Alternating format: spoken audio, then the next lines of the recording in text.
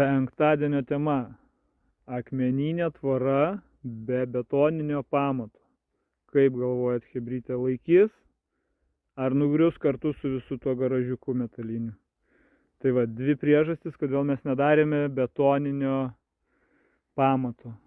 Kodėl mes galėjom nedaryti. Todėl, kad pirma priežastis, nieko ta tvora jokio didelio svorio nelaiko.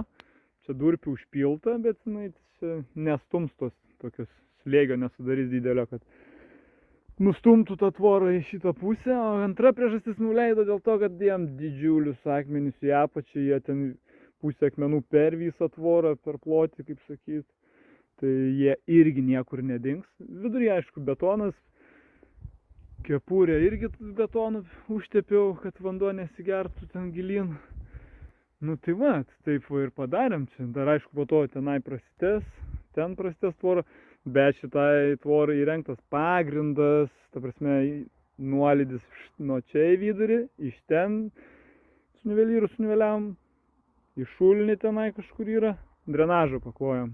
Užpylėm žvyrų, sutrombavom, 7 comų tranšėją ir sudėjom šitą tvorą. Iš karto tokia atrodo autentiška, iš karto paveldą galima įtraukti.